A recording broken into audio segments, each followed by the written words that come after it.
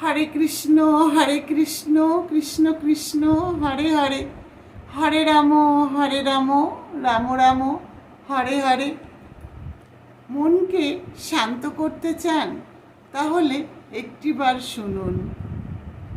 যদি আমরা জীবনে যতটুকু পেয়েছি তার জন্য ঈশ্বরের কাছে ধন্যবাদ জানাই এবং ঈশ্বরের সাথে প্রেমের বন্ধন তৈরি করতে পারি, তাহলে দেখবেন মনের সমস্ত অশান্তি কোথায় যেন হারিয়ে গেছে। যেমন উঁচু জায়গায় বৃষ্টির জল দাঁড়ায় না, নিচু জায়গায় এসে কি হয়? বৃষ্টির জল জমা হয়। ঠিক তেমনি মনের মধ্যে আত্মাভিমানের চূড়া কখনো বাড়ানো যাবে না। এর ফলে মনের মধ্যে অশান্তি সৃষ্টি হবে, শান্তি হারিয়ে যাবে।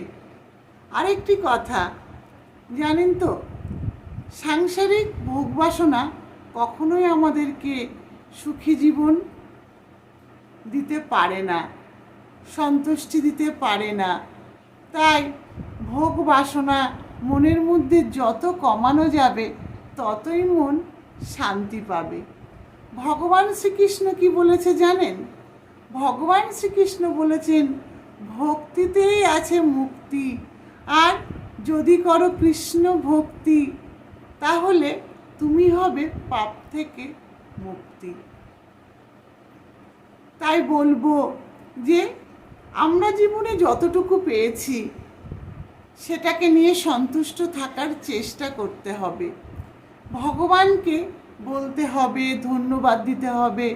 দেখবেন অনেক মানুষ স্টেশনে শুয়ে থাকে, তাদের না আছে বাড়িঘর, না আছে টাকা পয়সা, আবার তারা অসুস্থ হলে ওষুধ খেতে পারে না, তারা দুমুঠো ভাত খাবে সেই পয়সাটাও নেই, কত কষ্টে আছে, অনাহারে। কেউ যদি কিছু দেয় তবে সেটুকু খেয়ে তারা থাকে। আর আমরা সাধারণ মানুষ যতটুকুই পাই না কেন ততটুকুকে নিয়েই আমাদেরকে কি করতে হবে? ভগবানের পথে যেতে হবে, ভগবানের নাম করতে হবে, ভগবানের সাথে একটা প্রেমের বন্ধন তৈরি করতে হবে।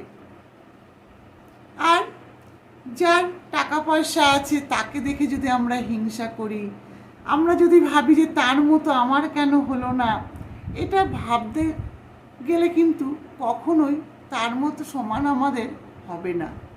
তাই যতটুকু আছে ততটুকুকে নিয়েই শান্ত থাকার চেষ্টা করতে হবে।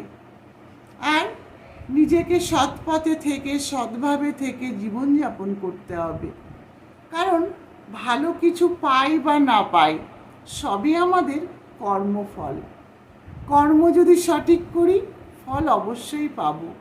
জীবনে যদি আমরা অনেক কিছু অধিকারী হতে পারি সেটা আমাদেরই কর্মফল, আবার যদি না হতে পারি সেটাও আমাদের কর্মফল। তাই বলবো সৎ পথে থেকে, সৎভাবে থেকে জীবনযাপন করতে হবে। আর যতটুকু জীবনে লাভ করা হয়েছে ততটুকুকে নিয়েই ভগবানকে ধন্যবাদ জানিয়ে জীবনটাকে এগিয়ে নিয়ে যেতে হবে। হরে কৃষ্ণ।